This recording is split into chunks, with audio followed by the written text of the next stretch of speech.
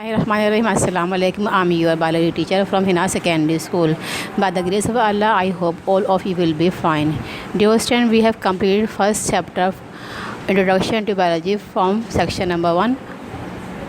Let's continue our study from section 2, Organization of Life, meaning ज़िंदगी की तंजीम. Organisation of life, ज़िंदगी की तंजीम. हर living thing को ऑर्गेनिज्म यानी जानदार कहा जाता है, जो कि ऑर्गन के एक्टिव वर्किंग सिस्टम पर मुश्तमिल होता है. ये ऑर्गन टिश्यूज से बनते हैं, जो कि सेल्स पर मुश्तमिल होता है. And cell is the basic functional unit of life. कुछ ऑर्गेनिज्म सिर्फ एक सेल पर मुश्तमिल होते हैं, जबकि ज़्यादातर बहुत सारे सेल से मिलके बनते हैं. ऑर्गेनिज्म के ग्रुप मिलकर पॉपुलेशन यानी कि आबादी और बस्ती कम्युनिटी बनाते हैं, और इन्हीं ऑर्गेनिज्म के इंटरेक्शन से इकोसिस्टम बनता है, और ज़मीन के तमाम लिविंग सिस्टम मिलकर बायोस्फीयर बनाते हैं. Life sustaining area of earth is called biosphere, और ज़मीन का तमाम एरिया जहाँ पर ज़िंदगी पाती है उसे बायोस्फीयर कहा जाता है. Which is included in section is chapter number 2, structural organization of life, ज़िंदगी की साख्ती तंजीम. As we know, cell is the basic unit of life. ये वो स्मॉलेस्ट यूनिट है जो ज़िंदगी की बेस फराहम करता है, यानी लाइफ सेल की शक्ल में मौजूद है. तमाम फंक्शन जो लिविंग थिंग करते हैं वो एक्चुअली सेल के ज़रिए होते हैं. हर सेल फूड एनर्जी से हर सेल फूड से ही एनर्जी लेता है. Obtain oxygen, produce energy, get rid of waste and produce new cell. How are these life activities carried out by cell? The answer can be found by examining the composition and working of cell and its parts. जिस तरह chemistry में atom एक fundamental particle है, इस तरह biology में cell एक basic unit है. All organism are made of cell, जो कि इनका स्ट्रक्चर भी बनाते हैं और फंक्शन भी अंजाम देते हैं. जब हम बुक स्टडी करते हैं तो आई मसल सेल कॉन्टेक्ट होकर हमारी आई को मूव करते हैं, और जब हम पेज स्टार्ट करते हैं तो नर्व सेल इस डिसीजन को ब्रेन से हमारे हाथ के मसल सेल्स तक पहुँचाते हैं. इस तरह से एवरी वर्क और every thing perform in organism is fundamentally occur by cell or at the cellular level. Dear student, our first topic of the chapter is discovery of cell and cell theory. Cell और cell theory की दरियाफ्त. जैसे कि हम पहली class में पढ़ चुके हैं, तमाम लिविंग थिंग सेल से कंपोज होते हैं. अब सवाल पता होता है कि बायोलॉजिस्ट को ये बात कैसे मालूम हुई कि तमाम लिविंग थिंग सेल से बनते हैं. Obviously through observation. This observation started with the discovery of magnifying glass and later on the development of microscope. In 1610, Galileo, an Italian astronomer and physicist, developed microscope to observe small organisms. सबसे पहले 1610 में एक Italian मायरे के फल्कियात और तबियात ने बहुत ज़्यादा छोटे ऑर्गेनिज्म को ऑब्जर्व करने के लिए माइक्रोस्कोप डेवलप किए. लिहाजा फर्स्ट माइक्रोस्कोप जो है वो गैलीलियो ने ही बनाई थी. इन 1865 Robert Hooke made an improved microscope by combining lenses and called compound microscope and examine a slice of cork under it. इसके बाद 1665 में रॉबर्ट हुक ने लेंसेज को कंबाइन करने के बाद कंपाउंड माइक्रोस्कोप डेवलप की और उसने इसके अंदर कॉर्क के स्लाइस को ऑब्जर्व किया. Robert Hooke was the first person who discover cell. He actually study the cell wall. लिहाजा रॉबर्ट हुक पहला शख्स है जिसने लिविंग थिंग या सेल को दरियाफ्त किया. In 1831 Robert Brown discover a spherical body, the nucleus in the cell of orchid. इसके बाद 1831 में रॉबर्ट ब्राउन ने सेल के अंदर एक और स्फेरिकल बॉडी को दरियाफ्त किया, जिसे न्यूक्लियस कहा जाता है. Schleiden 1838 a German botanist propose the all plants are made up of cell. 1838 में एक जर्मन बोटैनिस्ट जिसका नाम शर्डन है, उसने माइक्रोस्कोपिक ऑब्जर्वेशन से ये बात बयान की कि तमाम प्लांट सेल से मिलकर बनते हैं. Next year another German zoologist Theodor Schwann stated that all animals are made up of cell. उसके अगले साल में एक और जर्मन जूलॉजिस्ट थियोडर श्योन ने ये बात बयान की कि तमाम एनिमल सेल से मिलकर बनते हैं. He observe the nuclei in all type of animal cell but fail to observe cell wall in them. From here, the difference between plant and animal cell started to establish. इसने जो है ये discover किया कि तमाम animal cell के अंदर nucleus तो होता है, लेकिन उसे एनिमल सेल के अंदर सेल वॉल नज़र नहीं आई, और यहीं से प्लांट और एनिमल सेल के दरमियान फ़र्क का आगाज़ हुआ कि प्लांट सेल के अंदर सेल वॉल होती है, जबकि एनिमल सेल में सेल वॉल मौजूद नहीं होती. इन 1858 Rodolphe Virchow stated the new cell come from only the other cell, that is animal cell from animal and plant cell from plant cell। 1858 में रोडोल्फ वर्चाउ ने ये बात बयान की कि नए सेल बॉडी में पहले से मौजूद सेल्स से बनते हैं, एनिमल सेल से डेवलप होते हैं और प्लांट सेल से ही डेवलप होते हैं। The combined effort of Schleiden, Schwann and R Virchow finally give rise to cell theory. लिहाजा शेल्डन, शॉन और आर वर्चाउ की मुश्तरक कोशिश से सेल थ्योरी बनी। The salient feature of cell theory are: number 1, all organism are compose of one or more cell. तमाम जानदार एक या इससे सेल से मिलकर बनते हैं। Number 2, the cell is the smallest basic structure and function unit of organism. Cell तमाम जानदार का बेसिक स्ट्रक्चरल यूनिट भी है, जो कि तमाम की बॉडी सेल से मिलकर बनती है। एंड फंक्शन यूनिट भी होते हैं, क्योंकि बॉडी के तमाम काम सेल के ज़रिए ही अंजाम बनते हैं। Number 3, new cell are form by the division of pre existing cell. Body में बनने वाले तमाम नए सेल जो होते हैं बॉडी में पहले से मौजूद पुराने सेल्स की डिवीजन से बनते हैं। Topic number 1 has been completed. The homework of topic number 1 is question number 1। Do question number 1 in foolscap paper. Second topic of the chapter is light microscope and electron microscope. Biology और science का evolution और scientific instrument की invention का सफ़र साथ साथ जारी रहा। Discovery of cell and early study of cell. जिस इजाद की मरहले मिन्नत है वो माइक्रोस्कोप है। साइंटिस्ट ने जिस माइक्रोस्कोप को फर्स्ट यूज़ किया और जो हम लेबॉर्ट्री में इस्तेमाल करते हैं वो लाइट माइक्रोस्कोप है। Microscope uses visible light as a source of illumination is called light microscope। वो माइक्रोस्कोप जिसमें सफ़ेद रोशनी को विजिबल लाइट को सोर्स के तौर पर इस्तेमाल किया जाता है उसे लाइट माइक्रोस्कोप कहते हैं। It use glass lenses for magnification. इसमें ऑब्जेक्ट की इमेज को बड़ा करने के लिए ग्लास के बने हुए लेंसेज इस्तेमाल किए जाते हैं।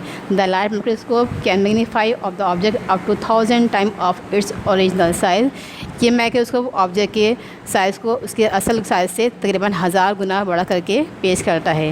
इस रेजोल्यूशन इज़ वेरी लिमिटेड। इसके अंदर तजिया करने की अलग की निस्बत बहुत कम होती है, just 0.2 m। The image of the specimen is focus into the human I. Microscope जरिए बनने वाली इमेज बासानी ह्यूमन आई के ऊपर फोकस की जा सकती है। It is impossible to see organelles with light microscope. Cell मौजूद मज़ीद सेल ऑर्गेनिल्स को ऑब्जर्व करने के लिए ये लाइट माइक्रोस्कोप बेहतर नहीं होती है, इसके ज़रिए देखना इम्पॉसिबल है या फिर नामुमकिन है। In 1935, a new type of powerful microscope called electron microscope was invented by scientists to improve the resolving power of microscope. It uses beam of electron as a source of illumination. Microscope uses beam of electron as a source of illumination is called electron microscope। वो microscope जिसमें beam of electron या electronic rays as a source इस्तेमाल की आती हैं उसे electron microscope कहा जाता है। It uses electromagnet as lenses for magnification। इसमें मैग्नीफिकेशन के लिए इलेक्ट्रोमैग्नेट लेंसेज इस्तेमाल किए जाते हैं। The electron microscope can magnify an object up to 250,000 time of its original size। इसके ज़रिए हम किसी भी ऑब्जेक्ट का साइज़ तकरीबन 2.5 लाख गुना तक बड़ा तक आसानी से ऑब्ज़र्व कर सकते हैं। A resolution is about 0.2 nanometer. इसके ज़रिए ऑर्गेनिल्स की तजिया की सलाहियत तकरीबन 0.2 नैनोमीटर होती है। The image of the specimen can not be focus in the human eye, therefore screen of photographic plate are use to focus the image. इसके ज़रिए बनने वाली इमेज को इंसानी आँख पे फोकस नहीं किया जाता है, लिहाजा इमेज को हल करने के लिए स्क्रीन या फिर फोटोग्राफिक प्लेट इस्तेमाल की जाती हैं। Electron microscope can reveal many organelles of the cell. इसके ज़रिए सेल में मज़ीद सेल ऑर्गेनिल को हम आसानी से देख सकते हैं। Topic number 2 is complete. The homework topic number 2 is question number 2। Do homework in foolscap paper.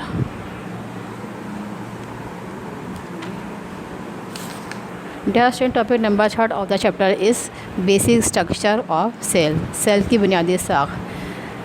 Cells are of different shape and size according to their function. In spite of variation found in their shape, all cells basically share many structure in common, like cell membrane, cytoplasm, nucleus.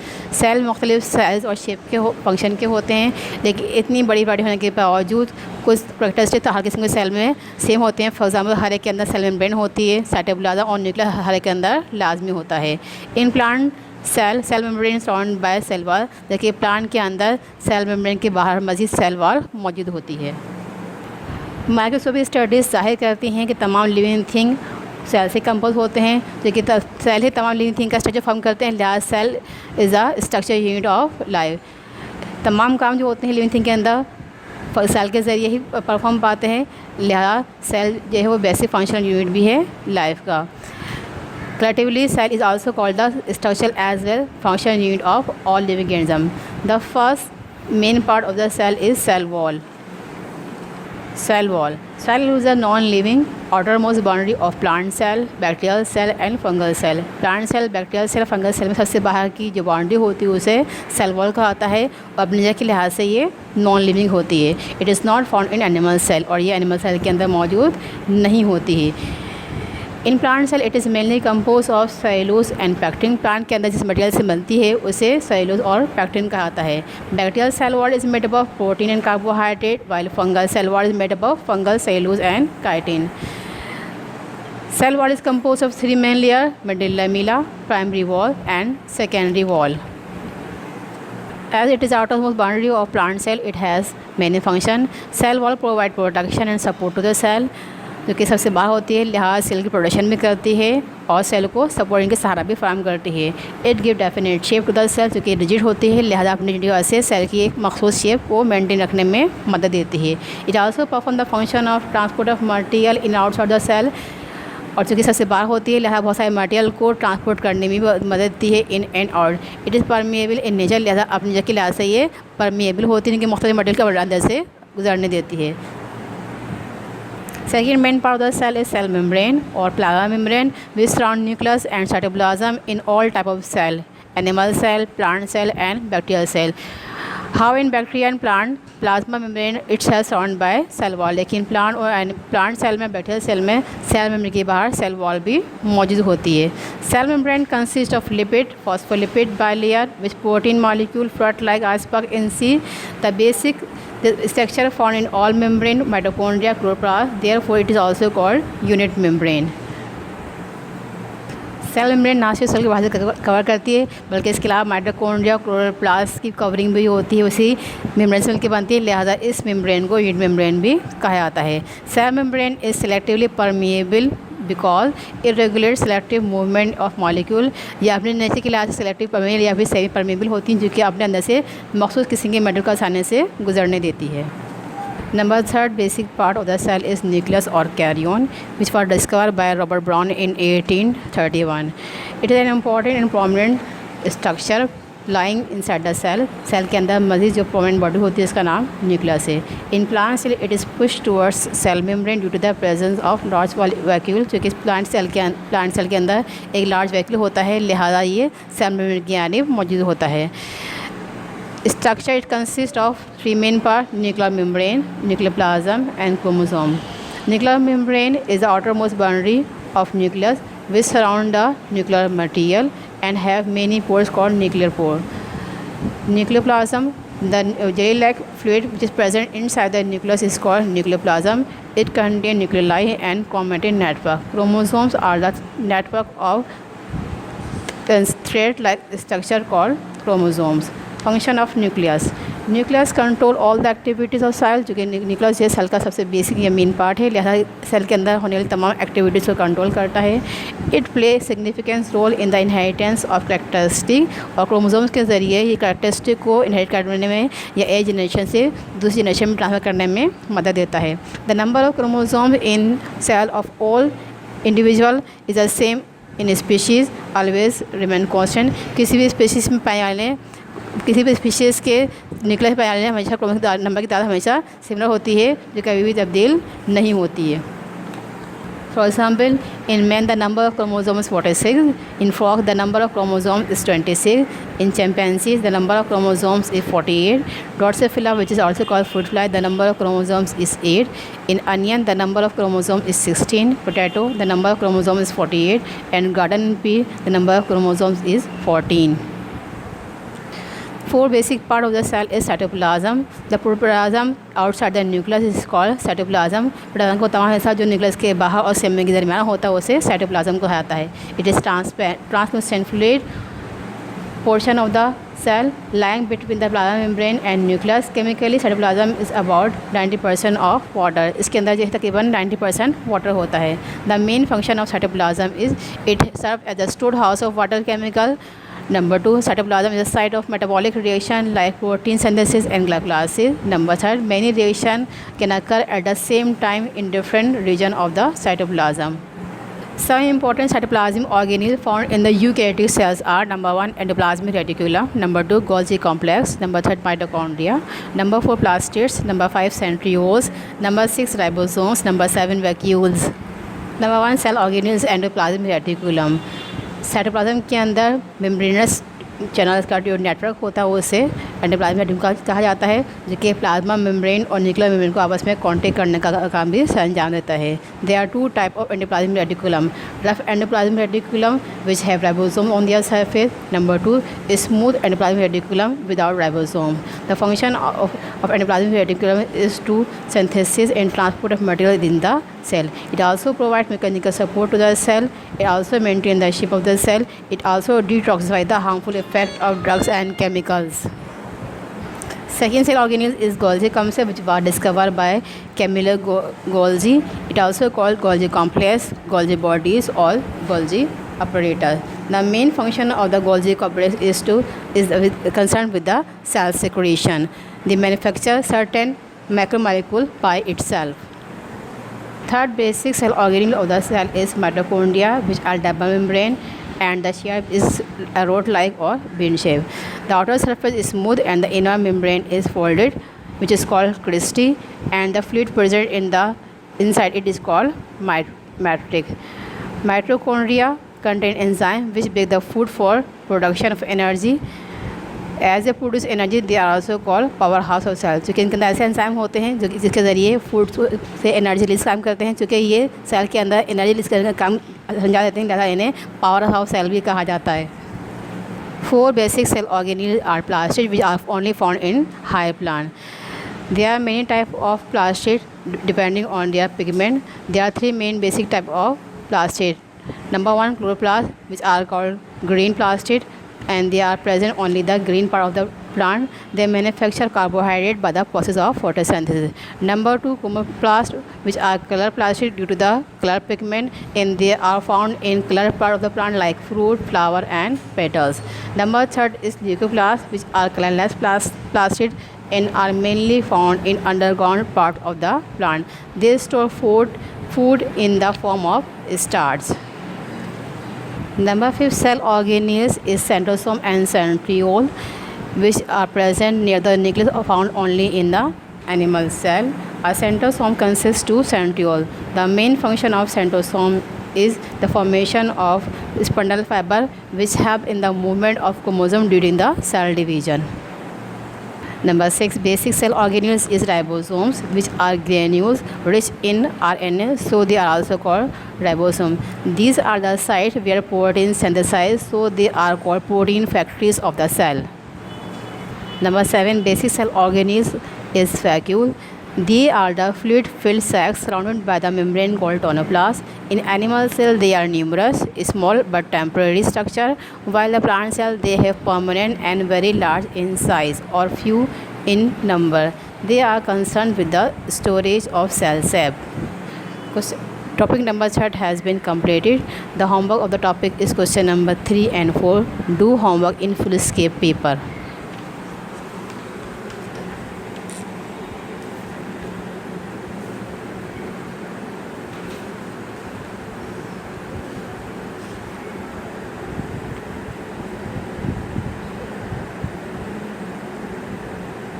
Dear student, topic number 4 of the chapter is prokaryotic and eukaryotic cell.